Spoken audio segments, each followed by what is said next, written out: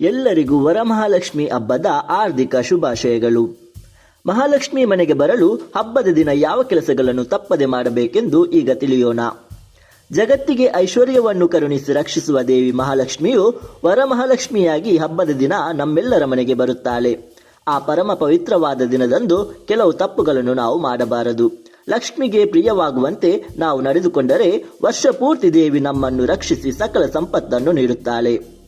ವರಮಹಾಲಕ್ಷ್ಮಿ ವ್ರತದ ದಿನ ಸಂಭ್ರಮ ಸಡಗರದಿಂದ ದೇವಿಗೆ ಅಲಂಕಾರ ಮಾಡಿ ಮನೆ ಮಂದಿಯೆಲ್ಲ ಹೊಸ ವಸ್ತ್ರ ತೊಟ್ಟು ಮನೆಯನ್ನು ಕೂಡ ಶೃಂಗಾರ ಮಾಡಿ ಆಕೆಯ ಆಗಮನಕ್ಕೆ ಕಾಯುತ್ತೇವೆ. ಆ ದಿನ ಮನೆಗೆ ಮಹಾಲಕ್ಷ್ಮಿ ಯಾವ ರೂಪದಲ್ಲಾದರೂ ಸುಂದರ ಹೆಜ್ಜೆಗಳನ್ನು ಇಡುತ್ತಾ ಬರಬಹುದು.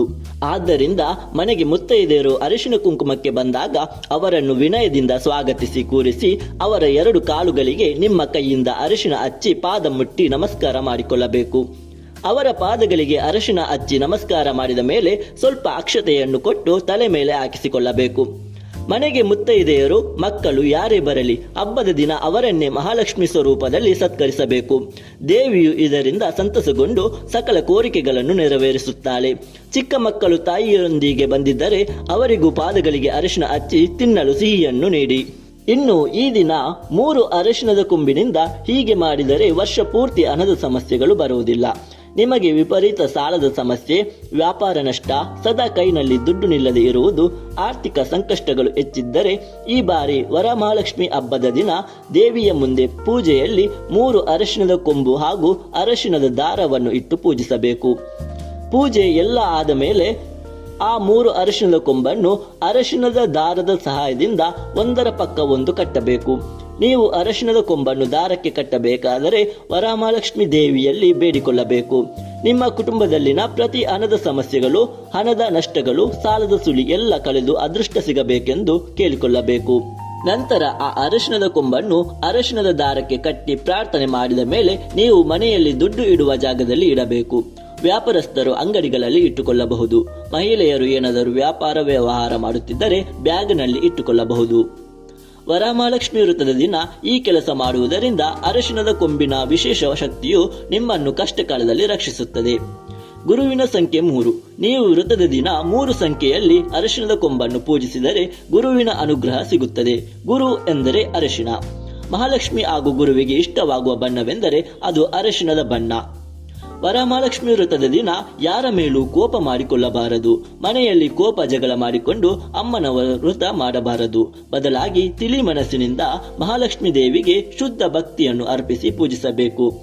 ವರಮಹಾಲಕ್ಷ್ಮಿ ಹಬ್ಬದಲ್ಲಿ ದೇವಿಗೆ ಯಾವ ನೈವೇದ್ಯ ಮರೆತರೂ ಹಾಲನ್ನು ಮರೆಯಬಾರದು. ಕ್ಷೀರ ಸಾಗರದಿಂದ ಬಂದ ಮಹಾಲಕ್ಷ್ಮಿ ದೇವಿಗೆ ಕ್ಷೀರವನ್ನು ಮರೆಯದೆ ಅರ್ಪಿಸಬೇಕು. ಹಾಲಿಗೆ ಸಕ್ಕರೆ ಹಾಕಿ ಸ್ವಲ್ಪ ಜೇನುತುಪ್ಪ ಬೆರೆಸಿ ಇಟ್ಟರೆ ಆ ತಾಯಿ ಎಷ್ಟೋ ಸಂತಸಗೊಂಡು ಕುಟುಂಬಕ್ಕೆ ಹರಸುತ್ತಾಳೆ. ಹಾಲನ್ನು ಇಡುವುದರ ಜೊತೆ ಹಾಲಿನಿಂದ ಮಾಡಿದ ಸಿಹಿ ಪದಾರ್ಥಗಳನ್ನು ದೇವಿಗೆ ನೈವೇದ್ಯವಾಗಿಡಿ.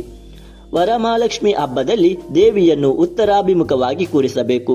ದಕ್ಷಿಣ ದಿಕ್ಕಿಗೆ ಮಾತ್ರ ಕೂರಿಸಬಾರದು.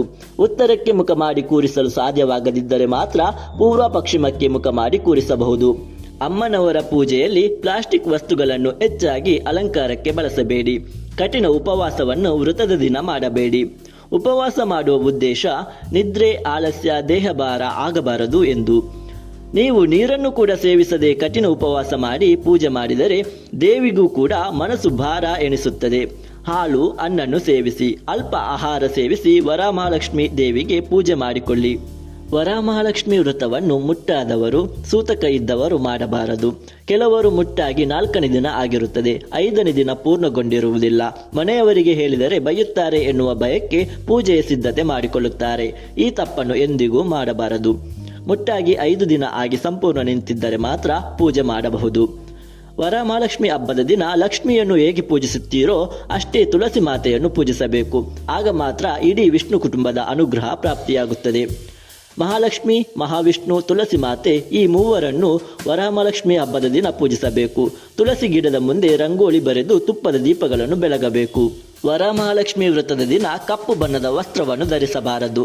ಕಪ್ಪು ಬಣ್ಣದ ವಸ್ತ್ರ ಬಿಟ್ಟು ಬೇರೆ ಯಾವುದೇ ಬಣ್ಣದ ಬಟ್ಟೆಗಳನ್ನು ನೀವು ಹಾಗೂ ಮನೆಯ ಮಕ್ಕಳು ಧರಿಸಬಹುದು. ಮನೆಯಲ್ಲಿ ಪುಟ್ಟ ಮಕ್ಕಳಿದ್ದರೆ ವರಮಹಾಲಕ್ಷ್ಮಿ ದೇವಿಯನ್ನು ಕೂರಿಸಿರುವ ಪೀಠದ ಕಡೆ ಹೆಚ್ಚು ಗಮನ ವಹಿಸಿ. ಆ ದಿನ ಅಮ್ಮನವರಿಗೆ ಅತ್ಯಂತ ಪ್ರಿಯವಾದ ಬಿಲ್ಪತ್ರ ಎಲೆಗಳನ್ನು ಅರ್ಪಿಸಿ ಪೂಜಿಸಬೇಕು. ಮಹಾಲಕ್ಷ್ಮೀ ದೇವಿಗೆ ಬಿಲ್ಪತ್ರೆಗಳು ಪ್ರಿಯವಾದವು ಎಂದು ಎಷ್ಟೋ ಜನರಿಗೆ ತಿಳಿದಿಲ್ಲ. ವರಮಹಾಲಕ್ಷ್ಮಿ ವ್ರತದಲ್ಲಿ ಬಿಲ್ಪತ್ರೆ ಎಲೆಗಳಿಂದ ಲಕ್ಷ್ಮೀ ದೇವಿ ಪೂಜೆ ಮಾಡುತ್ತಾ ಅಷ್ಟೋತ್ತರ ಹೇಳಿಕೊಂಡರೆ ಪೂಜೆಯ ಫಲ ಮತ್ತಷ್ಟು ಹೆಚ್ಚುತ್ತದೆ. ವರಮಹಾಲಕ್ಷ್ಮಿ ಹಬ್ಬದ ದಿನ ಮುಕ್ಕೋಟಿ ದೇವತೆಗಳ ಸ್ವರೂಪವಾದ ಗೋಮಾತೆಗೆ ಮರೆಯದೆ ಪೂಜೆ ಮಾಡಿ ಮನೆ ಮಂದಿಯೆಲ್ಲ ಒಟ್ಟಿಗೆ ಸಮೀಪದ ದೇಗುಲಗಳಿಗೆ ಹೋಗಿ ದೇವತಾ ದರ್ಶನ ಮಾಡಿ ಬನ್ನಿ. ಕೆಲಸದ ಒತ್ತಡಗಳಿಂದ ದೇಗುಲಗಳಿಗೆ ಹೋಗಲು ಸಾಧ್ಯವಾಗದೆ ನಾನಾ ಕಷ್ಟಗಳಿಂದ ಪಾರಾಗಲು ಕೂಡ ಕಷ್ಟವಾಗಿರುತ್ತದೆ. ಹಬ್ಬದ ದಿನ ದೇವರ ದರ್ಶನ ಮಾಡಿದರೆ ದೃಷ್ಟಿದೋಷ ನಾನಾ ಕಷ್ಟಗಳು ಕೂಡ ದೂರವಾಗಿ ದೈವಬಲ ಪ್ರಾಪ್ತಿಯಾಗುತ್ತದೆ. ಈ ವಿಶೇಷ ಮಾಹಿತಿ ಇಷ್ಟವಾದರೆ ತಪ್ಪದೆ ಪವರ್ ಸ್ಟಾರ್ ಯೂಟ್ಯೂಬ್ ಚಾನೆಲ್ನ ಸಬ್ಸ್ಕ್ರೈಬ್ ಮಾಡಿ ಮತ್ತು ಎಲ್ಲರಿಗೂ ಈ ವಿಡಿಯೋವನ್ನು ಶೇರ್ ಮಾಡಿ. Thank you.